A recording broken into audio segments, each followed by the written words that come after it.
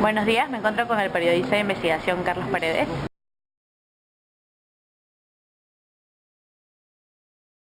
Buenos días, Carlos.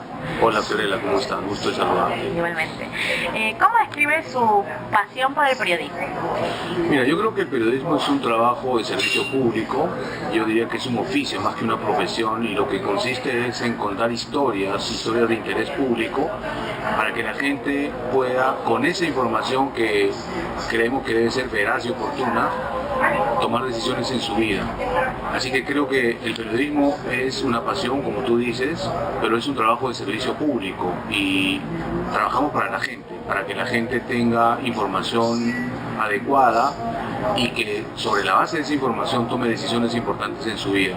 Ahora, también hay una función social del periodismo que es un poco arrogarse el rol de fiscalización en nombre de la gente, que de eso es de lo que se trata en periodismo de investigación. ¿Cómo nace su vocación por el periodismo? Bueno, desde muy niño, yo en verdad, para contarte, yo tomaba desayuno escuchando radioprogramas con mi mamá y me interesó mucho esa capacidad que tenían los periodistas de estar en todo sitio e informar de las cosas importantes en tiempo real. Entonces yo creo que ahí nace mi vocación.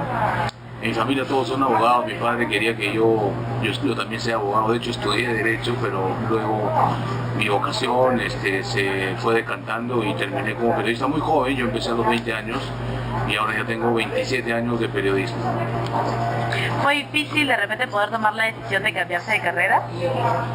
Mira, siempre lo tuve claro, ¿ah? Ahora, yo soy de la idea de que los periodistas tienen que tener una base muy sólida en cuanto a cultura general y, de acuerdo a su especialidad, tener otra carrera, ¿no? Por ejemplo, a mí el Derecho me ha ayudado muchísimo en el periodismo de investigación, porque entiendo cómo funcionan los procesos judiciales, entiendo las resoluciones de los jueces, de los fiscales, que es primera, segunda, tercera instancia, entiendes cómo funciona el Estado, las funciones y prerrogativas de cada instancia, la Contraloría, por ejemplo, el Congreso de la República, etc. Eso te da el derecho, no te da el periodismo, así que a mí me sirvió muchísimo estudiar Derecho. ¿Cómo fueron sus pininos en el periodismo de investigación? Yo empecé muy joven, empecé el año 90, en una radio que nacía para competir con radioprogramas, precisamente se llama Antena 1, y ahí rápidamente pasé a la televisión. Trabajé con un gran maestro de periodismo televisivo, Extremadoiro, el año 91, 92. Hice noticiero. El noticiero te da esa posibilidad de afinar tu olfato periodístico, reconocer cuándo una nota sí es una historia importante, cuándo una historia puede convertirse en noticia. Y luego trabajé en la investigación periodística, trabajé en Panorama, en Contrapunto, luego hicimos un programa en Canal 9 que se llamaba Sin Censura, parafraseando un poco al poderoso Sin de los años 90. Después ya fui productor de televisión, armé el equipo de reporte semanal que hasta ahora sigue en Canal 2. Después tuve unos años fuera, en México, fui a estudiar una maestría y también trabajé como periodista en este tema de narcotráfico y política. Estuve 7 años ahí, después regresé al Canal 2, donde fui director del noticiario. Y ahora estoy dedicado a otro tema de mi formación. Yo estudié una maestría de comunicación gubernamental, así que ahora estoy trabajando del otro lado de la vereda, ya no haciendo periodismo de investigación, pero sí haciendo periodismo gubernamental. Si visitó México y estuvo ahí aprendiendo más y trabajando ahí, de pronto, ¿por qué no quedarse a trabajar por allá? Sí, es una plaza muy interesante, aprendí muchísimo. De hecho, son tiempos muy violentos para el periodismo. México es una de las plazas más peligrosas para el ejercicio del periodismo hoy mismo. No me quedé ahí porque tengo una hija que vivía acá, así que decidí venir a verla. Ella estaba entrando a la adolescencia y yo sentía que me hacía muchísima falta, y mi razonamiento fue muy simple, ¿no? Mi hija va a ser adolescente una vez en la vida y yo tengo que estar ahí, soy su papá. Así que regresé. Tengo otra hija que nació en México y ahora estamos viviendo los 4 aquí en Perú. Su primera comisión fue cubrir un atentado terrorista. ¿Cómo describiría esta experiencia? Terrible, traumatizante. Yo era practicante en un medio de comunicación y un día me explotó una bomba en la avenida Arequipa, era el antiguo local del Kentucky Fried Chicken, que ya no existe, y ni siquiera fue Sendero, fue el MRT el que puso la bomba. Y lo primero que yo vi cuando me acercaba al local explotado fue una pierna de un vigilante de seguridad privada que estaba encima de un árbol. Yo, obviamente era un resto de un cadáver, ¿no? Me impresionó demasiado, me impresionó muchísimo. Y después esos años fueron muy violentos. A mí me tocó cubrir el coche bomba en Tarata, me tocó cubrir el asesinato vil y sanguinario de Marilena Moyano, el coche bomba en el Canal 2, el coche bomba en el Centro Comercial de Miraflores, los paros armados, los asesinatos delictivos que Sendero mal llamaba justiciamiento. Es decir, me tocó esos años violentos de Sendero en su máxima expresión entre el 91 y 92, y por supuesto me tocó también cubrir la captura de Abimael Guzmán en septiembre de ese año.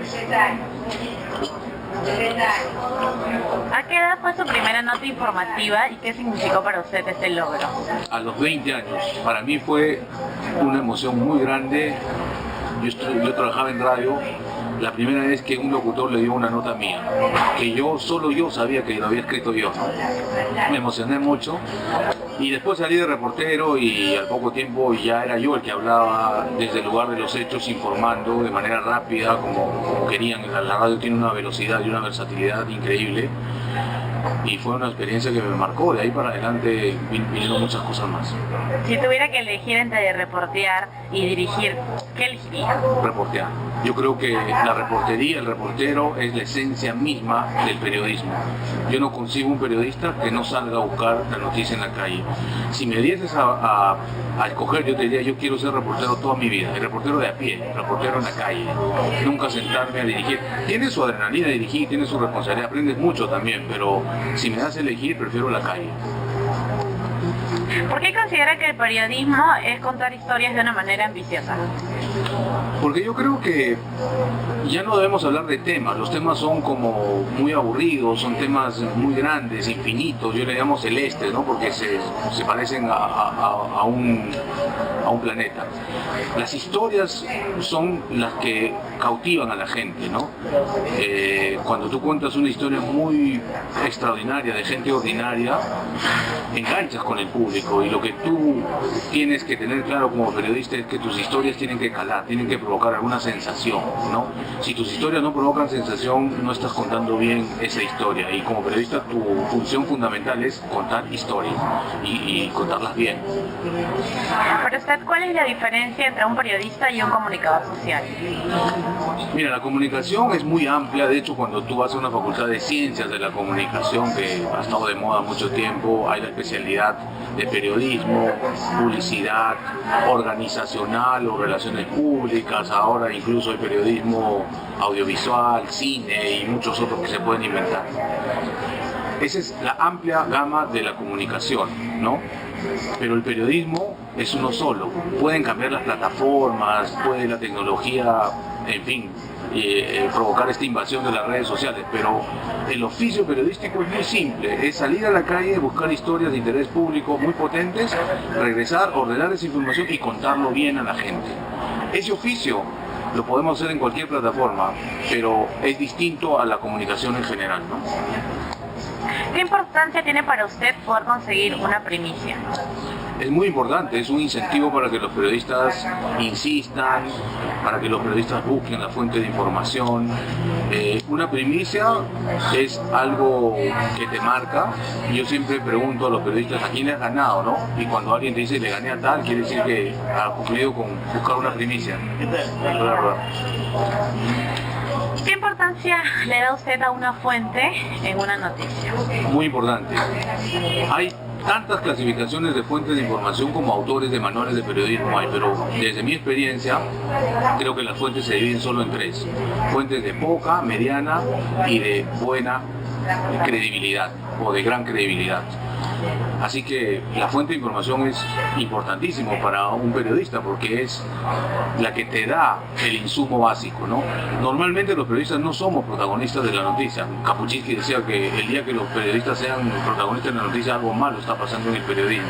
Tampoco somos testigos. Normalmente llegamos ya después para reconstruir la historia sobre la base de los testimonios, tanto de protagonistas como los que vieron, de los expertos, etc. Reconstruimos una historia, así que las fuentes son importantes, ¿no?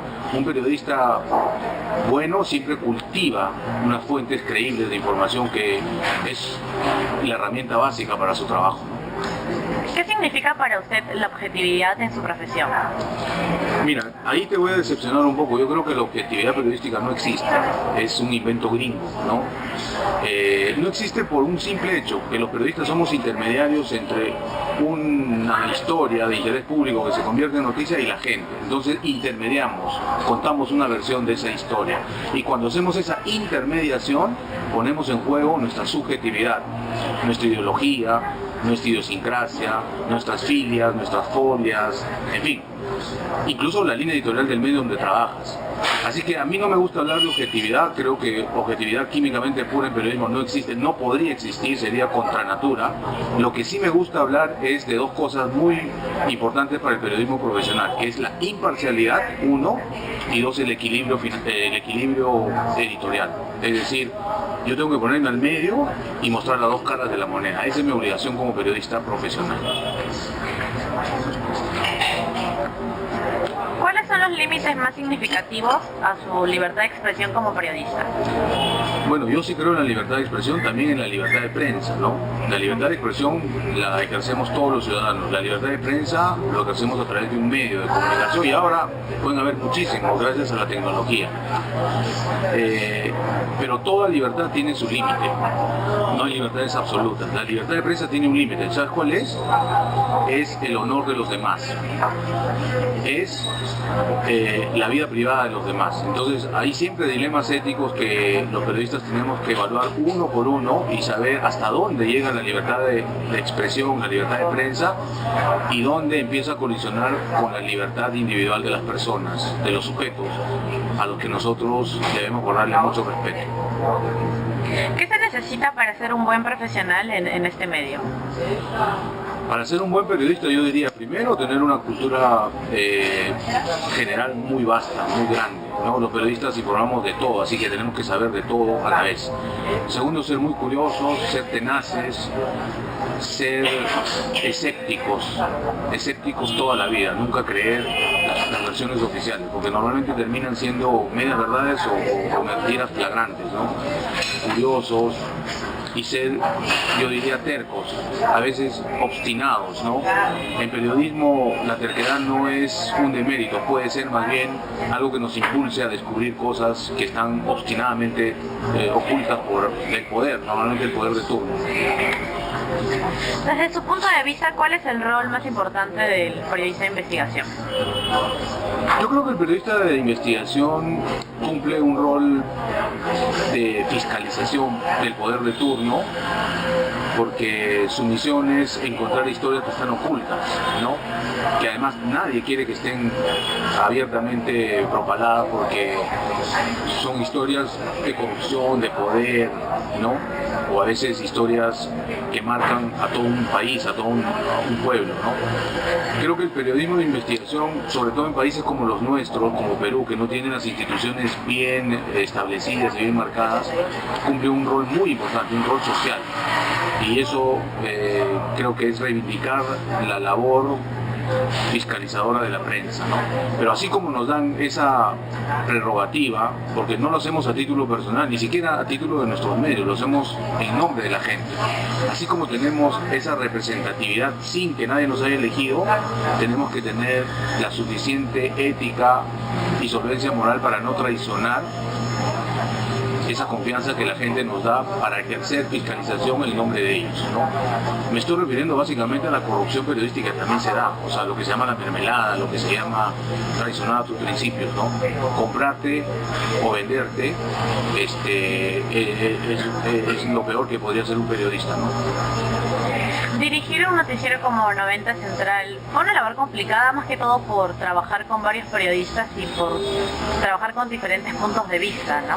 ¿Fue complicado? ¿Lo consideras así? Sí, fue una gran experiencia para mí, es una gran responsabilidad también, porque en tu decisión está el filtro de qué noticias vas a darle a la gente, y la televisión abierta es el medio masivo por excelencia.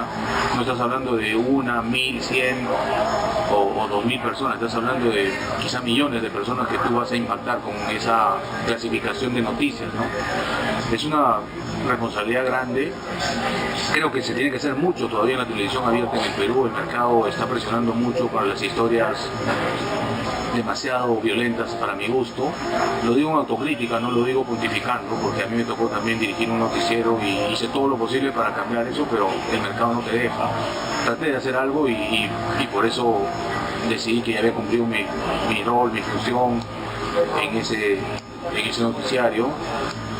Ha sido una experiencia importante. Creo que la televisión peruana tiene que avanzar hacia revisar sus protocolos, revisar sus procesos y enchufarse un poquito más con la realidad peruana. La siento un poco desequilibrada, ¿no? Es como si yo abriese un periódico y de las 20 páginas que tiene un periódico, 18 sean violentas, de sangre, de violación, de robos, de marcas. Y yo digo, esto no representa a la sociedad peruana. Sí hay eso en el Perú, pero no es el 80%. Entonces creo que deberíamos ser un poco más plurales en ese sentido los periodistas, y estoy, repito, hablando en autocrítica. ¿Qué opina de los contenidos de los noticieros actualmente? Creo que deberían revisarse un poco, ¿no? Y se está haciendo muchos avances, ¿ah? Y en eso quiero felicitar a mis colegas. Veo noticieros un poco más solventes, pero todavía la gran televisión abierta tiene esa tara del facilismo, de creer que una nota, entre comillas, humana, de violación o de robo, se le tiene que dar media hora. No, yo creo que no. Hay una desproporción informativa y creo que eso debería revisarse. ¿En algún momento le han censurado alguna información? Sí. A lo largo de mis 27 años de periodista he renunciado 4 veces por censura. ¿Y no quisieran de pronto hacer conversar con las personas? ¿No se llegó a eso, No, a sí, un acuerdo? O sea, yo renuncié cuando ya el punto era insostenible, ¿no? O sea, te voy a decir, yo renuncié al Canal 5, renuncié al Canal 2 cuando tomaron los Winter el programa Contrapunto, renuncié al Canal 9 cuando sin censura fue tomado también por el gobierno de ese momento, ¿no? Sí, no ha sido fácil trabajar en periodismo en la década del 90, ¿no? Pero yo digo, o sea, tampoco los periodistas somos mártires, ¿no? En algún momento decimos, hasta aquí nomás. La última vez que he renunciado ha sido al Canal 2 el año 2015, ¿no? Pero no por censura, sino por discrepancias en la línea editorial, nada más. Lograr un premio por la excelencia periodística de la Fundación García Márquez, ¿considera usted que fue uno de los mejores logros? Sí, los periodistas no trabajamos para los premios, creo yo, pero sí, uno se siente con una satisfacción enorme que te reconozcan a ese nivel. A mí la Fundación García Márquez me ha enseñado muchísimo, no solo por el premio, que lo considero importante, pero no la razón de ser de la Fundación. La Fundación creo es muy importante porque está ayudando a levantar el nivel de los periodistas en toda Latinoamérica. Ya tiene más de 20 años y han pasado miles de periodistas por sus talleres, por sus seminarios, por sus workshops. Yo creo que la Fundación ha cambiado el periodismo en Latinoamérica. El periodismo en Latinoamérica ahora tiene un nivel muchísimo mejor de hace 20 o 30 años gracias a la Fundación. Yo creo que está haciendo un trabajo excelente y que siga adelante, ¿no? Muchos periodistas como yo que hemos pasado por sus eventos estamos muy agradecidos de la Fundación. ¿Cómo fue su experiencia de conocer y compartir con Gabriel García Márquez? Extraordinaria, esa sí ha sido una experiencia extraordinaria. Pude conocerlo el año 2006, tener la oportunidad de conversar toda una cena, más de 2 o 3 horas al lado de él, hablar de todo, hablar de literatura. Imagínate, hablar de literatura con Gabo es simplemente una cosa excepcional, ¿no? Hablamos de todo, de política, en fin. Yo tengo muchas cosas que me han quedado grabadas de esa conversación y siempre las repito en las clases que doy ahora en la universidad. Me enseñó, o sea, yo creo que fueron las 3 horas más importantes de mi vida como periodista y como ser humano. ¿Se imaginaba de pronto antes de encontrarse con él que él sería así, que compartiría tanto? No, fue una sorpresa muy agradable en mi vida. Yo iba a recibir el premio, pensé que solamente lo iba a conocer personalmente, me llevé un libro para que me lo firme, de hecho me lo firmó, pero esa experiencia fue mucho más fabulosa porque dentro del programa había una cena y como era el ganador del premio me tocaba estar en la mesa de Gabo y por suerte me tocó estar al lado de él, ¿no? Entonces pude conversar con él las 3 horas, fabuloso realmente. Publicó el libro La Hora Final sobre la captura de Abigail Guzmán. ¿Qué lo motivó a describir toda esta triste historia? La gran cantidad de información que ha ido acumulando sin proponérmelo en los últimos 15 años sobre el Grupo Especial de Inteligencia, el GEIN, ¿no? Estaba revisando mis apuntes, mis archivos. Yo antes había hecho un libro sobre el director de la DINCOTE y había encontrado historias que no calzaban con su biografía, en fin. Pero eso me ayudó a conocer más a los del GEIN y a hacerme amigos de muchos de ellos. Yo he hablado con 60, 65 de los 80 miembros del GEIN, así que los conocía muy bien y ya como pasado el tiempo ellos se animaron a darme muchos secretos que por seguridad no lo decían. Y hasta que dije, mira, esta información creo que el Perú lo tiene que saber y mi obligación como periodista es contarlo. O sea, si yo no lo cuento ahora, que ya pasaron 25 años, nunca más lo voy a contar. Así que me propuse trabajar sábados y domingos durante 6 meses y terminé el libro, ¿no? ¿Considera que la película de La Hora Final, dirigida por Eduardo Mendoza, cumplió con las expectativas de todos los espectadores de describir toda la historia? Mira, de la... Quiero aclarar, en honor a la verdad, que la película La Hora Final, si bien lleva el mismo título que el libro, no es una adaptación del libro, son 2 productos culturales totalmente distintos. Es más, la película se hizo antes que el libro, ¿no? El guión es original de Eduardo Mendoza, que es un gran cineasta. Obviamente es un producto de ficción, la película es un producto de ficción que se basa en un hecho real, que es el trabajo del Grupo Especial de Inteligencia. Mi libro, en cambio, es una reconstrucción fáctica, periodística. Es una investigación periodística escrita en clave de crónica sobre el trabajo del GEIN, ¿no?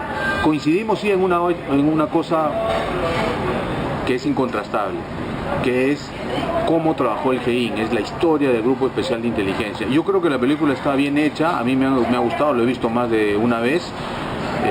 Creo que logra 2 cosas muy importantes. Primero, reconstruir el ambiente de la Lima de los años 90 del siglo pasado, ya en 25 años esta es otra ciudad. Y segundo, lo más importante, reconstruye qué era Sendero para los peruanos, ¿no? Qué significaba el terror, la sangre, la zozobra, ¿no? Y creo que la película lo reconstruye muy bien. Si tuviera que darle algún mensaje a todas las personas, o comunicadores sociales o periodistas, ¿qué mensaje le daría? Mira, sobre todo a los jóvenes que estudian periodismo, les diría, nuestra vocación es muy importante, ¿no? Es un trabajo de servicio público, tienes que prepararte mucho para estar a la altura de las circunstancias, a la altura de tu responsabilidad y tienes que tener una pasión muy grande porque este es un trabajo muy absorbente. Así que si decidiste ser periodista, tienes que entregarte al 100%. Y no hacerlo por ganar un premio o porque qué dirán los demás, sino hacerlo por amor propio. Para que tú, después de leer una nota tuya o después de ver un reportaje que hiciste para la televisión, digas para tus adentros, hice todo el esfuerzo para contarlo bien y me salió bien, pero lo puedo hacer mejor, ¿no? Es un trabajo personal, de amor propio, pero que lo tienes que hacer convencido de tu pasión. Tu pasión es servir a la gente a través de la información.